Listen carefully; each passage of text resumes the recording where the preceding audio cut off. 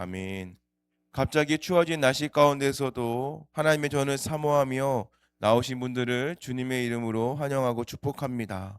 오늘도 새벽을 깨우는 우리 성도님들의 발걸음 위에 주의 신실하신 은혜가 충만하기를 기도합니다.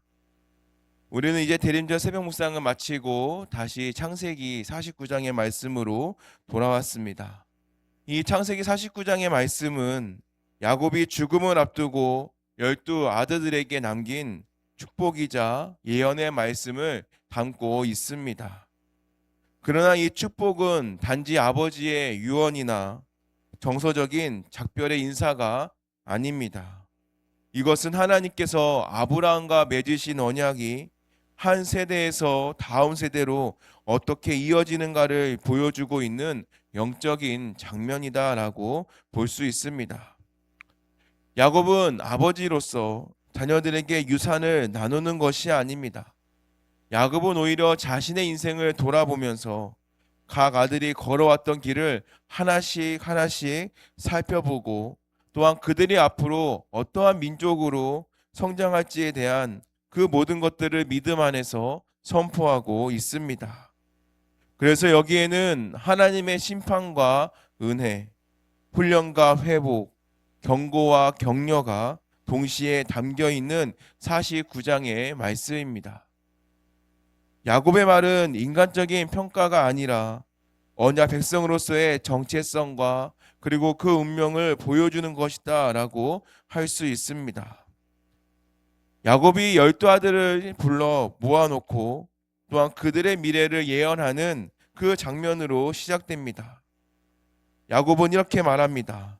1절 말씀에 보면 너희가 후일에 당할 일을 내가 너희에게 이르리라 라고 말합니다. 여기서 이 아버지의 유언이나 감정적인 고별사 그 이상을 우리는 발견을 해야 합니다. 야곱은 한 사람의 아버지를 넘어서 하나님의 사람으로서 바로 그 자리에 서 있습니다.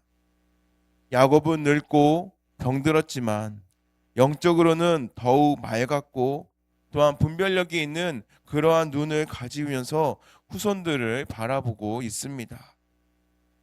그렇게 이 야곱의 말에는 축복과 평가 그리고 경고와 소망이 섞여 있고 또한 그 모든 것들은 하나님의 뜻을 분별할 수 있는 사람만이 사용할 수 있는 깊은 통찰에서 비롯된 것들입니다. 우리가 알고 있는 것처럼 야곱은 오랜 기간 동안 하나님과 동행했습니다.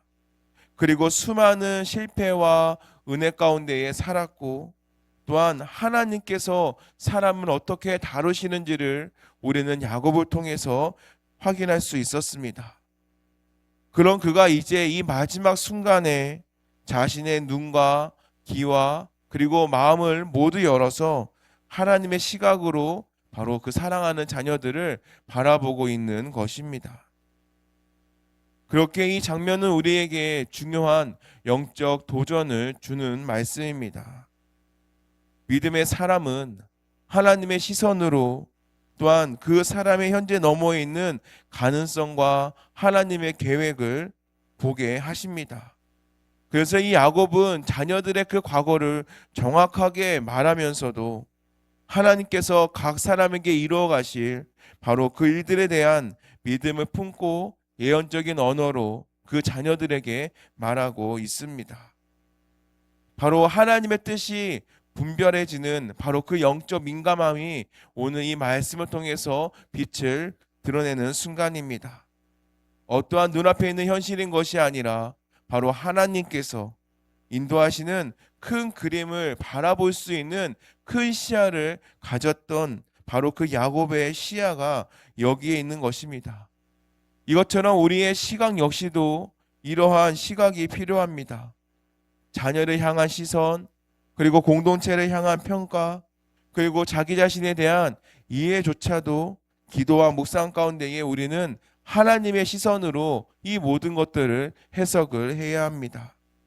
그렇게 우리는 단지 눈에 보이는 것으로 판단하는 것이 아니라 오히려 하나님의 일하심을 우리가 분별하고 바라보면서 또한 그런 것들을 말할 수 있는 사람이 되어야 한다라는 것입니다. 바로 이것이 오늘 우리 야곱이 우리에게 보여주고 있는 신앙인의 마지막 모습이자 언약을 계승하는 사람의 모습이다라는 것입니다. 그래서 야곱은 장자인 르우벤을 가장 먼저 축복합니다. 그런데 이 그의 말에는 뜻밖에도 단호한 말씀이 있습니다. 3절과 4절 말씀에 보면 르우벤아 너는 내 장자요 내 능력이요 내 기력의 시작이라 위풍이 월등하고 권능이 탁월하다마는 물의 끓음 같았은즉 너는 탁월하지 못하리니 네가 아버지의 침상에 올라 더럽혔음이로다. 그가 내 침상에 올라섰도다라고 말하고 있다라는 것이죠. 르우벤은 야곱의 장자였습니다. 그리고 그의 출발은 너무나도 좋았습니다. 그런데 아버지의 척과 동침하는 그 사실로 인해서 그 죄로 인하여서 바로 그 지위가 무너진 것입니다. 그래서 야곱은 그 사실을 숨기지 않고 드러낸다라는 것입니다. 이를 통해서 우리가 확인할 수 있는 것은 하나님께서는 인간의 죄와 잘못을 그냥 넘어가지 않으시는 바로 공의의 하나님이심을 우리에게 보여주고 있는 장면입니다. 이어서 시므온과 레위도 책망을 받습니다. 5절과 6절 3절 상반절 말씀에 보면 시므온과 레위는 형제요 그들의 칼은 폭력의 도구로다. 내 호나 그들의 모의에 상관하지 말지어다. 내 영광과 그들의 집회에 참여하지 말지어다. 바로 이들은 세겜, 바로 그 사람들을 잔인하게 보복했던 사람들입니다. 바로 그 사건으로 인하여서 바로 하나님의 공의의 기준에서 벗어난 자들로 평가받는다라는 것입니다. 그런데 이들의 실패를 하나님께서는 결코 또한 무너뜨리는 것이 아니라 그것을 여전히 기억하고 계셨던 하나님이시다라는 것을 또한 우리는 봐야 됩니다. 그리고 후에 레위에게도 제사장 지파로 변화되는 은혜의 통로가 되어지고 그리고 시므온도 유다 지파와 흡수되는 역할을 이어가게 되는 것입니다.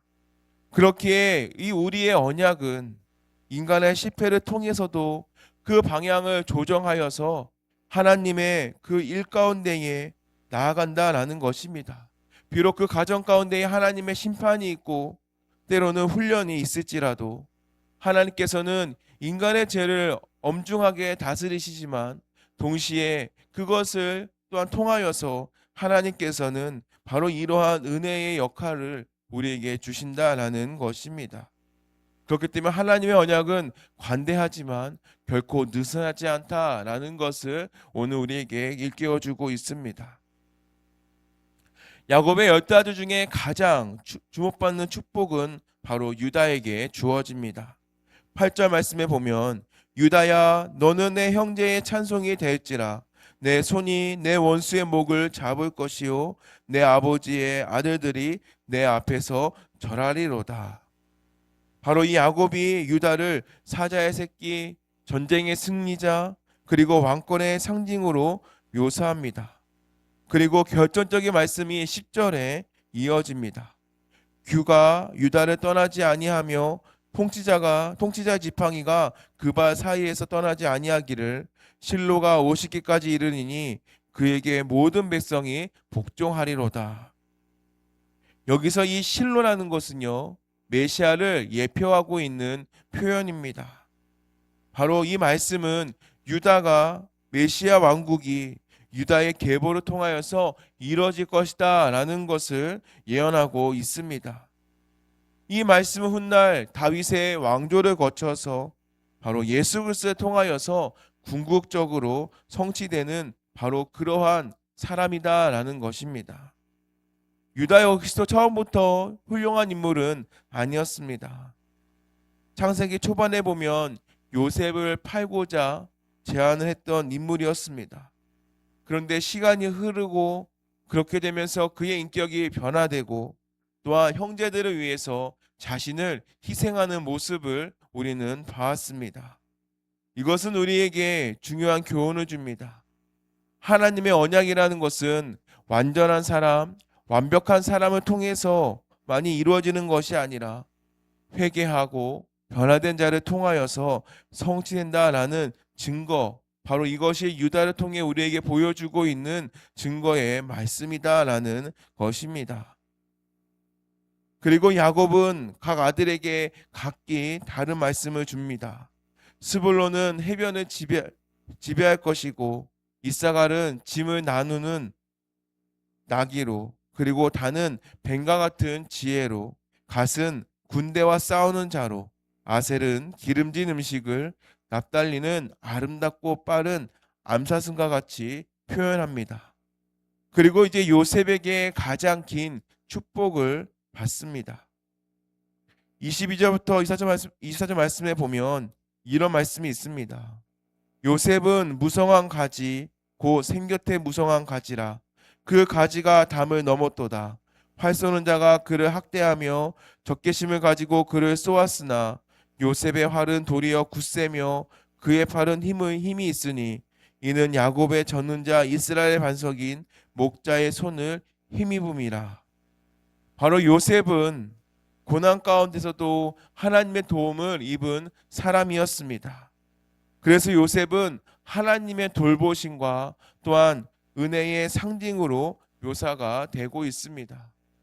이처럼 이 각 지파는요, 제각기 다른 특성과 사명을 가지고 있었지만 공통된 것은 모두 하나님의 그 언약의 자리에서 각자마다 고유한 자리를 부여받았다라는 것입니다. 이것처럼 하나님께서는 우리에게도 각자에게 주어진 각자의 역할들이 있습니다. 누군가는 사람 앞에 서서 말씀을 전하는 일을 하고, 어떤 일은 보이지 않는 자리에서 헌신합니다. 또한 어떤 일은 어느 누구보다도 따뜻하게 돌봄과 기도를 한다라는 것입니다. 그런데 우리는 때로 남들과 비교합니다. 나는 왜 저 사람처럼 쓰임받지 못하지?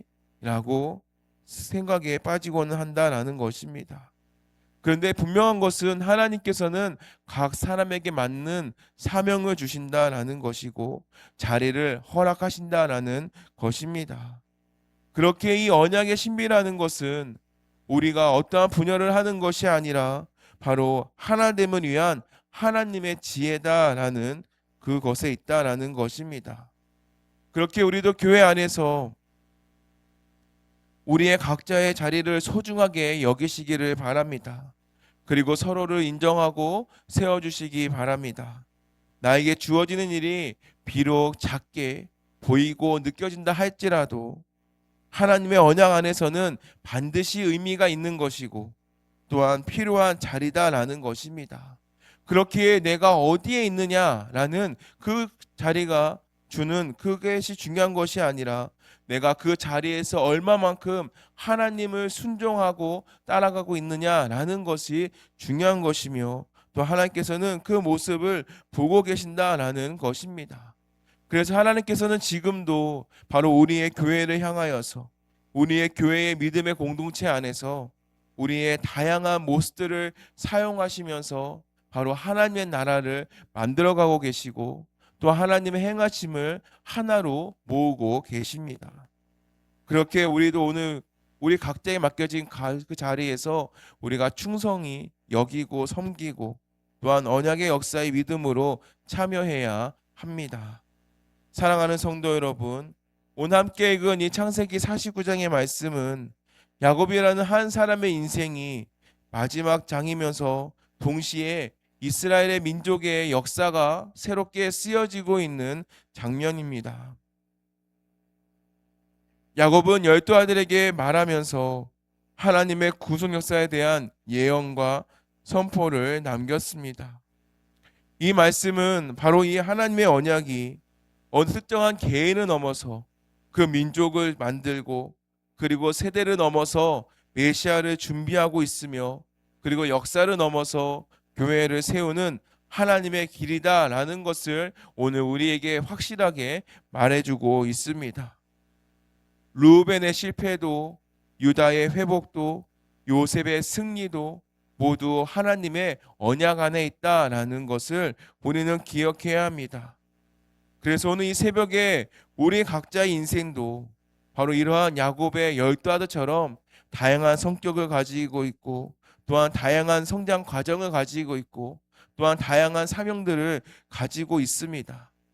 하지만 하나님께서는 이러한 모든 것들을 통하여서 하나님의 뜻을 이루기를 원하신다라는 사실을 믿음으로 붙드시기를 바랍니다. 그리고 이 하나님의 언약은 반드시 예수 그리스도 통해서 완성되는 것이며, 지금 이 시간도 이곳에 함께하고 있는 우리의 모든 성도님들을 하나님의 그 언약의 길로 인도하고 계십니다. 그래서 바라기는 오늘 하루도 우리에게 주어진 그 모든 삶 가운데에, 그 모든 시간 가운데에 바로 하나님의 신실하신 손길을 의지하면서 또한 믿음의 역사를 써내려가는 그러한 하나님의 나라를, 또 하나님의 역사와 또 하나님의 순종을 통하여 기쁘게 해드리는 저와 여러분이 되시기를 주님의 이름으로 축원합니다. 기도하겠습니다.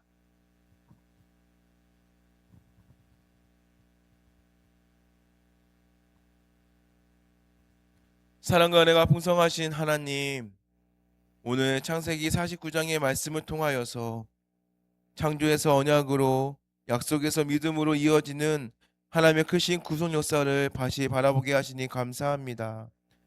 야곱의 마지막 축복 속에서 인간의 연약함을 넘어서 세대를 따라서 일하시는 하나님의 신실하심을 보게 하셨사오니, 하나님 이 말씀이 우리의 머리에 지식으로만 머무는 것이 아니라 우리의 삶을 이끄는 믿음의 기준이 되게 하여 주옵소서. 루벤의 실패와 시므온과 레위의 책망을 통해서 재회 결과와 하나님의 거룩하심을 배우게 하여 주시고, 또한 유다의 회복과 변화 속에서 회개하는 자를 통해 언약을 이루시는 하나님의 은혜를 깨닫게 하여 주시옵소서. 또한 우리 역시도 과거의 모습에 매이는 것이 아니라 오늘도 순종하는 믿음으로 다시 서게 하여 주시옵소서. 또한 각 지파에게 서로 다른 사명을 주셨던 하나님, 우리 각 사람에게도 꼭 맞는 역할과 또한 부르심을 주셨음을 믿습니다. 우리 안에 있는 비교와 또한 낙심을 내려놓게 하여 주시고, 또한 교회 공동체 안에서 각자의 자리에서 충성하며 하나님의 언약의 큰 그림에 쓰임받는 겸손한 믿음의 사람들이 되게 하여 주시옵소서. 하나님, 오늘도 몸과 마음의 질병으로 병상에서 하루를 시작하는 환우들이 있습니다. 주님의 치유의 손으로 함께하여 주시고, 육신의 연약한 가운데서도 하나님의 평안과 소망을 잃지 않게 하여 주시옵소서. 또한 이곳에 함께 예배드리고 있는 우리 모든 자녀들에게 오늘도 하나님의 놀라운 은혜를 더하여 주시고, 더욱더 하나님을 바라보게 하여 주시고, 또한 그 언약 가운데에, 또한 그 순종한 가운데에 더욱더 하나님의 뜻과 하나님의 그 소망을 날마다 품고 오늘도 걸어가게 하여 주옵소서. 무엇보다도 건강을 지켜주시고 더욱더 하나님의 전을 사모하며 나오는 그 발걸음들 위에 하나님의 보호와 돌보심이 함께할 수 있도록 주님 언제나 동행하여 주시옵소서. 이제는 창조에서 언약으로, 약속에서 믿음으로 우리를 부르시고 인도하시는 하나님 아버지의 넓고 크신 사랑하심과 유다의 계보에 따라 오셔서 언약을 완성하시는 예수 그리스도의 크신 은혜와 또한 각 사람에게 맡기신 자리에서 순종의 삶을 살게 하시는 성령님의 함께 하심이 오늘 말씀을 마음에 새기고 각자의 삶이 자리에서 언약의 역사를 써 내려가기를 다짐하는, 또한 이곳에 함께 예배하는 우리 모든 성도들 머리 위에, 또한 그들의 가정과 일터와 또한 삶의 모든 자리 위에 이제부터 영원까지 함께 하시기를 간절히 축원하옵나이다. 아멘. 우리 함께 기도할 때에 하나님의 언약을 신뢰하며 각자의 삶의 자리에서 맡겨진 사명에 감사하며 순종하며 살아가도록, 또한 실패와 언약 가운데서도 낙심하지 않게 하여 주시고 회개와 믿음으로 다시 일어서 하나님의 뜻에 쓰임받는 인생이 되도록, 그리고 우리가 가지고 나온 개인의 기도 좀 가지고 이 시간 함께 기도하겠습니다.